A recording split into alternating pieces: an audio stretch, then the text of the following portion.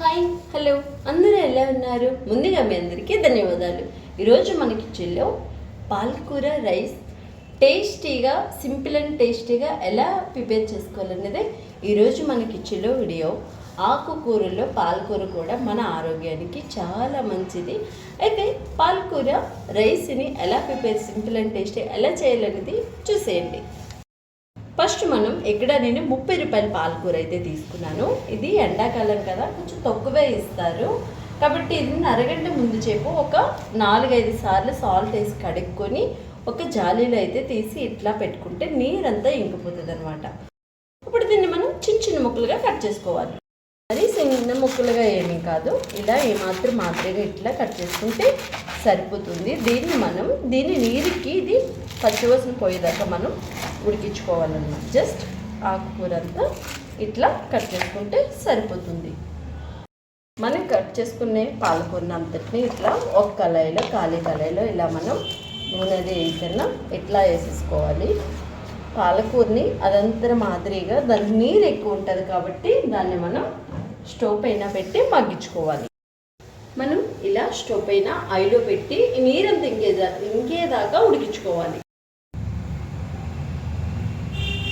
పక్కన మన పాలకూర అయితే ఉడిపోతుంది కదా, రైస్ కోసం మిగతా ఇంగ్రీడియంట్స్ ప్రిపేర్ చేసుకోవాలి. ఇక్కడ నేను 1 స్వీట్ కార్న్ తీసుకొని ఇలా గింజల మాదిరిగా ఒలిసి పెట్టుకున్నాను. ఒక పెద్ద సైజు ఉల్లిపాయ తీసుకోవాలి, ఒక బిర్యానీ ఆకు, 4 పచ్చిమిర్చీలు, ఒక చిన్న చెక్క ముక్క, ఒక మరాఠీ మొగ్గ, 2 లవంగాలు, 3 యాలకులు. మనం తీసుకునే ఉల్లిపాయని సెంటర్ మాదిరిగా 2 భాగాలుగా చేసుకొని దీన్ని సన్నంగా పొడిగా కట్ చేసుకోవాలి. మనం ఎంత ఎక్కువ పాలకూర వేసుకున్నామో ఎంత తక్కువ అయిపోయిందో ఇది నీరు చూడండి. ఇట్లా దీనికి నీరంతా కూడా ఇలా ఇంకిపోయి ఆకుకూర కూడా దగ్గరగా అయిపోతుంది. అప్పుడు మనకు తెలుస్తుంది ఆకుకూరకు నీరు లేదు, ఇంకిపోయిందని చెప్పినప్పుడు గ్యాస్ ఆఫ్ చేసుకోవాలి. పాలకూర అంతా నీరంతా ఇంకిపోయి మంచిగా అయితే ఉడికిపోయి ఇంత కొంచెం అయితే అయిపోయింది.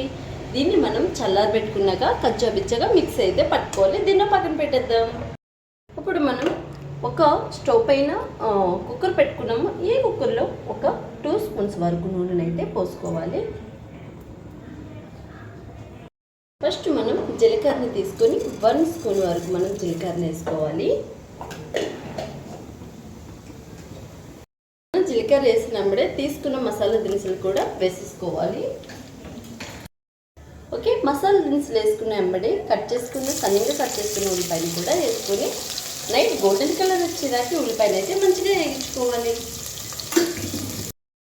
చూసారా, మనం కట్ చేసుకున్న ఉల్లిపాయలు ఇలా సన్నగా ఉంటేనే వేగంగా వేగుతుంది, టేస్ట్ కూడా చాలా బాగుంటుంది. ఉల్లిపాయ అయితే నైట్ గోల్డెన్ కలర్లోకి అయితే వేగిపోయింది. మనం తీసుకున్న పచ్చిమిరపకాయలు 1-2 మాదిరిగా చేసుకొని వేసుకోవాలి. అలాగే తీసుకున్న స్వీట్ కార్న్ కూడా వేసేసుకోవాలి. స్వీట్ కార్న్ పచ్చిమిర్చి వేసిన 2 మినిట్స్లో మనం అన్నీ వేసుకోవాలి. ఇవైతే ఎక్కువగా వేపకూడదు, కుక్ చేసుకుంటాం కాబట్టి రైస్తో పాటు కుక్ అవుతాయి. అలాగే 1 స్పూన్ వరకు అల్లం వెల్లుల్లి పేస్ట్ని వేసుకోవాలి. పాలకూరని ఇలా మిక్సీ గిన్నెలో వేసేసాను. దీన్ని కచ్చాబిచ్చగా మిక్సీ పట్టుకుందాం. మనం తీసుకునే పాలకూర ఇట్లా కచ్చాబిచ్చగా మిక్స్ అయితే పట్టేసాము. ఇది ఇందులో వేసుకోవాలి. పాలకూర వేసుకునే వెంబడే మనం ఎంత రైస్ తీసుకుంటామో అంత రైస్ని వేసేసుకోండి. ఇక్కడ నేను 2 గ్లాసెస్ రైస్ అయితే తీసుకున్నాను. గ్లాస్ మీకు చూపిస్తాను. ఓకే, ఈ రైస్లో ఇదంతా కలిసేలాగా మనం కలుపుకోవాలి. ఓకే, 1 గ్లాస్కి 2 గ్లాస్ వాటర్ అయితే ఇందులో మనం యాడ్ చేసుకున్నాం.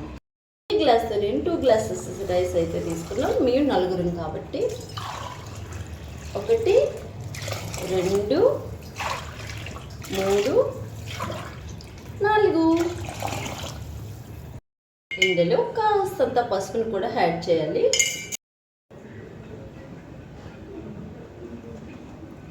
అలాగే కాస్తంత కారాన్ని కూడా యాడ్ చేసుకోవాలి. కాస్తంత కస్తూరి మెంతిని కూడా యాడ్ చేయాలి. కస్తూరి మెంతి చాలా చాలా మంచిది ఆరోగ్యానికి. ఈ రైస్కి సరిపడగా సాల్ట్ ఎంత పడుతుందో అంత సాల్ట్ని మనం యాడ్ చేసేసుకోవడమే. అన్నీ వేసేసాక ఒకసారి ఇలా కలుసుకొని మొత్తం చేసేసి ఆయిల్ 2 విజిల్స్ కూడా సరిపోతుంది.